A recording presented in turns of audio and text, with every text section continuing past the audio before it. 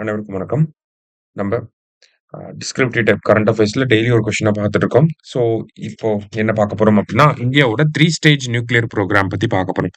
ஏன்னா நியூக்ளியர் ரிலேட்டடான conflicts, nuclear அப்படிங்கிற ஒரு டெர்ம் அடிக்கடி இப்போ ரீசென்ட் டைம்ஸ்ல நியூஸ் பேப்பர்ஸ்ல பார்க்க முடியுது இல்லையா? ஸோ, அதனால நேத்து நம்ம என்ன பார்த்தோம்னா, இந்தியாவோட நியூக்ளியர் புரோகிராமோட எவல்யூஷன பார்த்திருந்தோம்.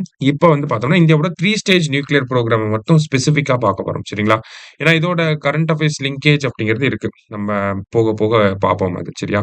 ஸோ ஃபர்ஸ்ட் இந்தியாவோட 3 ஸ்டேஜ் நியூக்ளியர் புரோகிராம் அப்படிங்கிறது என்னன்னா, இந்தியால நியூக்ளியர் பவர் பிளான்ட்ட பேஸ் பண்ணி வரக்கூடிய நியூக்ளியர் எனர்ஜிய எப்படி டெவலப் பண்ண போறோம்? எத்தன அ கட்டங்களாக நம்ம டெவலப் பண்ண போறோம் அப்படிங்கிறது தான் சிம்பிளா அந்த 3 ஸ்டேஜ் நியூக்ளியர் புரோகிராம் அப்படிங்கிறது. சரியா? ஸோ அத கொண்டு வந்தது யாரு அப்படின்னு பார்த்தீங்கன்னா, நம்மளுடைய ஹோமி பாபா. டாக்டர் ஹோமி பாபா அவர்கள் தான் இத கொண்டு வந்திருப்பாரு. ஸோ நியூக்ளியர் எனர்ஜிய யூஸ் பண்ணி, நியூக்ளியர் பவர் பிளான்ட்ஸ யூஸ் பண்ணி நம்மளோட எனர்ஜி செக்யூரிட்டிய அச்சீவ் பண்ணணும் அப்படிங்கிறது இதோட நோக்கமா இருக்கு. சரிங்களா? ஏன் அப்படின்னு பார்த்தீங்கன்னா, இந்தியாவுல அதிகமா யுரேனியம் அண்ட் தோரியம் ரிசர்வ்ஸ் அதிகமா இருக்கு. அத பயன்படுத்தி நியூக்ளியர் பவர் பிளான்ட்ல பயன்படுத்தி நம்ம எனர்ஜி செக்யூரிட்டிய கொண்டு வரணும் அப்படிங்கிறது தான். ஸோ அதனால ஃபர்ஸ்ட் ஸ்டேஜ் 1ல என்ன பண்ண ஆரம்பிச்சோம் அப்படின்னு பார்த்தீங்கன்னா, பிரஷரைஸ்ட் ஹெவி வாட்டர் ரியாக்டர்ஸ பயன்படுத்த ஆரம்பிச்சோம். ஓகேங்களா? ஸோ இந்த பிரஷரைஸ்ட் ஹெவி வாட்டர் ரியாக்டர்ஸ்ல பார்த்தீங்கன்னா, நமக்கு ஃபியூவலா என்ன யூஸ் பண்றாங்கன்னா, நேச்சுரல் யுரேனியம யூஸ் பண்றாங்க. சரியா? ஸோ நேச்சுரல் யுரேனியம் யூஸ் பண்றாங்க. அதே மாரி பவர் பிளான்ட்னாலே ஃபியூவல் இருக்கும், மாடரேட்டர் இருக்கும். மாடரேட்டர், கண்ட்ரோல் ராட் அதெல்லாம் கன்வென்ஷனலா போயிடும். சரியா? கன்வென்ஷனல் சயின்ஸ்ல ஒரு நியூக்ளியர் பவர் பிளான்ட்னா அதோட ஸ்ட்ரக்சர் தெரியும். கண்ட்ரோல் ராட்ஸ் இருக்கும், ஃபியூவல் இருக்கும், மாடரேட்டர் இருக்கும். அண்ட் தென் பார்த்தீங்கன்னா, டர்பைன் இருக்கும். இந்த மாதிரியான விஷயங்கள், கூலிங் சிஸ்டம் இருக்கும். இதெல்லாம் நமக்கு கன்வென்ஷனலா போயிரும். இங்க ஃபியூவல் என்ன அப்படின்னு பார்த்தோம்னா, நேச்சுரல் யுரேனியம் U-238 நம்ம ஃபியூவலா யூஸ் பண்றோம். மாடரேட்டர் ஹெவி வாட்டரா நம்ம யூஸ் பண்றோம். சரிங்களா? ஸோ ஃபர்ஸ்ட் ஸ்டேஜ் 1ல pressurised heavy water reactor use பண்றோம். இந்த ரியாக்டர்ல யுரேனியம் 238 நம்ம பயன்படுத்தி என்ன பண்றோம்? எலக்ட்ரிசிட்டிய ஜெனரேட் பண்றோம். இதுல பை ப்ராடக்ட்டா வர்றது தான் என்ன அப்படின்னு பார்த்தீங்கன்னா, புளூட்டோனியம் 239 அப்படிங்கிறது. இந்த புளூட்டோனியம் 239 நம்ம ஸ்டோர் பண்ணி ஸ்டேஜ் 2ல பயன்படுத்திக்குவோம். சரிங்களா? ஸோ இப்ப ஸ்டேஜ் 1ன்னு பார்த்தோம்னா, ஃபர்ஸ்ட் என்ன ஆப்ஜெக்டிவ்? எலக்ட்ரிசிட்டிய புரொடியூஸ் பண்ணணும். எத யூஸ் பண்ணி?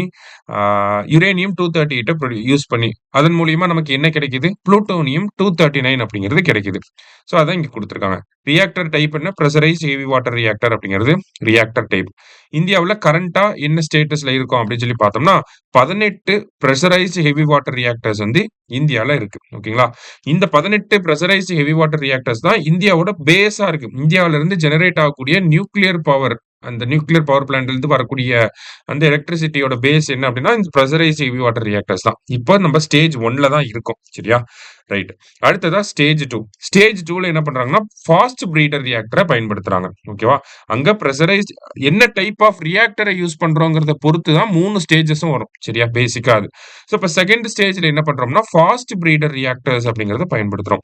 இந்த ஃபாஸ்ட் பிரீடர் ரியாக்டர்ஸ்ல ஃபியூவலா என்ன யூஸ் பண்றாங்க அப்படின்னா, புளூட்டோனியம் 239, யுரேனியம் 238. நம்ம முன்னாடியே பார்த்தோம் இல்லையா? ஸ்டேஜ் 1ல பை ப்ராடக்ட்டா என்ன வரும்? புளூட்டோனியம் 239 வரும்.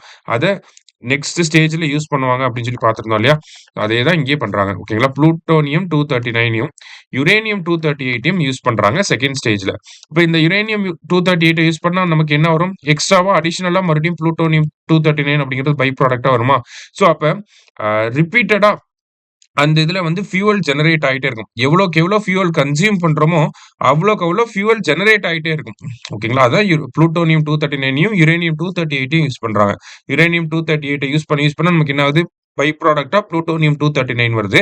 அந்த புளூட்டோனியம் 239 ஃபாஸ்ட் பிரீடர் ரியாக்டர்ல நம்ம ஃபியூவலா யூஸ் பண்ணிக்கலாம். அப்ப it helps sustain the nuclear cycle by generating more fuel than it consumes. அதுதான் இந்த பாயிண்ட்ல சொல்ல வராங்க. சரியா? ஸோ ரியாக்டர் டைப் என்னன்னா fast breeder reactor. Current status என்ன அப்படின்னு பார்த்தீங்கன்னா, சமீபத்துல நம்ம பிரைம் மினிஸ்டர் கூட இந்த கல்பாக்கத்துக்கு வந்துட்டு போயிருப்பார். ஓகேங்களா? அங்கதான் ஒரு prototype fast breeder reactor is under construction at Kalpakkam in Tamil Nadu. ஒரு புரோட்டோடைப் இப்பதான் அதனுடைய ஒரு மாதிரியை உருவாக்கிட்டு இருக்காங்க. சரியா? கல்பாக்கத்துல உருவாக்கிட்டு இருக்காங்க. ஸோ அது சக்சஸ்ஃபுல்லா வந்ததுக்கு அப்புறமா ஃப்ரீக்வெண்டா டெஸ்ட் பண்ணதுக்கு அப்புறமா இந்தியா ஃபுல்லா அத ஸ்ப்ரெட் பண்ணுவோம் நம்ம. சரியா?